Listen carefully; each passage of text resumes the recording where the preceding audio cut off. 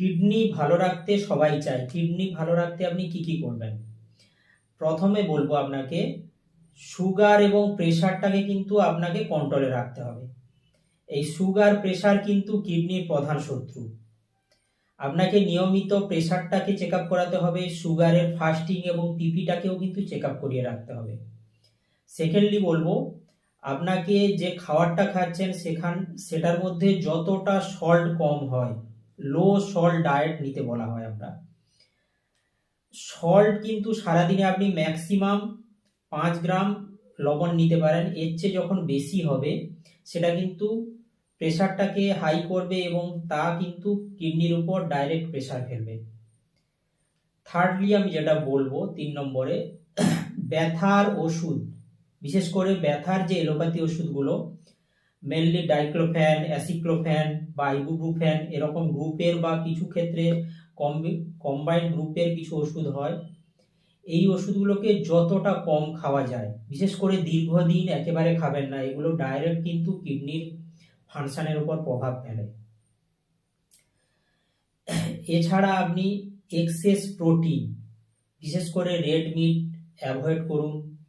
যারা জিমে যায় অনেক সময় প্রোটিন ডায়েট বা প্রোটিন পাউডার নেয় সাপ্লিমেন্ট হিসাবে, সেগুলো কিন্তু অ্যাভয়েড করতে হবে। এগুলো কিন্তু কিডনির ফাংশনের উপর প্রভাব ফেলে। স্মোকিং, অ্যালকোহলকে যতটা অ্যাভয়েড করা যায় সেটাই ভালো। কেউ যদি দীর্ঘদিন স্মোকিং বা অ্যালকোহল নিতে থাকে, কিডনির কিন্তু যে রক্তজালক আছে সেগুলোকে সংকুচিত করে, ফলে কিন্তু কিডনির ফাংশনের উপর এবং কর্মক্ষমতার উপর কিন্তু প্রভাব পড়ে। পর্যাপ্ত আপনাকে জল খেতে হবে। আপনাকে মোটামুটি অ্যাপ্রক্স বলা হয় নিয়মিত 2 থেকে 3 লিটার জল খেতে আমরা অ্যাডভাইস করি। যদি খুব কম জল খাওয়া হয় তাহলে কিন্তু কিডনি স্টোন হতে পারে, ইনফেকশন হতে পারে এবং টক্সিক ম্যাটারগুলো কিন্তু কিডনির মধ্যে জমা হবে, যেগুলো কিন্তু কিডনির ক্ষতি করবে।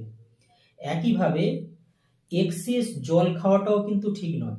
এক্সেসিভ যদি জল খাওয়া হয় তাহলে কিন্তু কিডনি যেরকম একটা অর্গ্যান, তার কিন্তু ফাংশন বেশি করতে হবে তাকে, ফলে তার কিন্তু কর্মক্ষমতাটা কিন্তু আস্তে আস্তে কমতে থাকবে। ওয়েট আপনাকে নিয়ন্ত্রণে রাখতে হবে।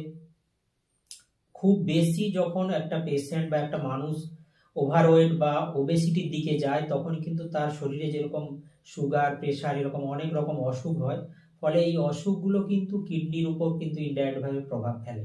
ফলে আপনাকে ওয়েট কিন্তু কন্ট্রোলে রাখতে হবে।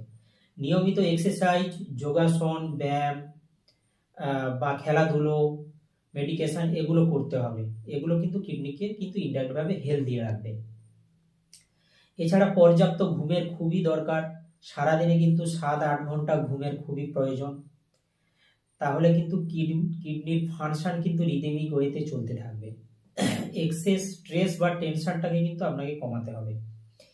ইউরিক অ্যাসিড এবং ক্রিয়েটিনিন লেভেল কিন্তু নর্মাল রাখার চেষ্টা করতে হবে এবং এটাকে কিন্তু কিছু দিন অন্তর অন্তর, 6 মাস 1 বছর অন্তর কিন্তু টেস্ট করে রাখতে হবে। ইউরিক অ্যাসিড এবং ক্রিয়েটিনিন লেভেল যখন বাড়বে সেটা কিন্তু কিডনির উপর ডাইরেক্ট ফাংশনের উপর প্রভাব ফেলে এবং কিডনির ক্ষতি সাধন করে। এক্সেসিভ মেডিসিন খাবেন না। আমি কিছুক্ষণ আগে ব্যথার ওষুধ বললাম, শুধু ব্যথার ওষুধ নয়, অনেকে কিন্তু অনেক রকম এলোপ্যাথি ওষুধ ওভার দ্য কাউন্টার প্রেসক্রিপশন ছাড়া কিন্তু কিনে খান। এগুলো কিন্তু প্রায় প্রতিটাই এলোপ্যাথি ওষুধ কিন্তু কিডনির মধ্য দিয়ে ছাঁকা হয়ে বেরোয়, ফলে কিন্তু এগুলো কিডনির ক্ষতি সাধন করবে। এছাড়া আমি যেটা বলবো, ইউরিনকে খুব বেশিক্ষণ চেপে রাখবেন না। ইউরিনকে যদি খুব বেশিক্ষণ চেপে রাখেন, ব্যাক ফ্লো হয়ে এটা কিন্তু আপনার ইউটিআই হওয়ার সম্ভাবনা বাড়াবে, ফলে সেটা কিন্তু কিডনির ক্ষতি করবে। কিডনির যদি কোনো ডিজিজ হয়ে থাকে, ধরুন কিডনি স্টোন, ইনফেকশন বা প্রোস্টেট এনলার্জমেন্ট বা অবস্ট্রাকশন, যে কোনো ধরনের যে কোনো অসুখ হবে ইউরিনারি সিস্টেম বা কিডনি, সেটা যত তাড়াতাড়ি পারেন আপনি কিন্তু ডাক্তারের পরামর্শ নিয়ে সেটা ট্রিটমেন্ট করাবেন। ফেলে রাখাটা ঠিক হবে না। নিয়মিত আপনাকে কিন্তু কিডনির টেস্টগুলো করিয়ে রাখতে হবে, কিডনিটা নর্মাল আছে নাকি সেটা আপনার, বিশেষ করে যাদের সুগার, প্রেশার বা খুব ওভারওয়েট পেশেন্ট আছে তাদের ক্ষেত্রে।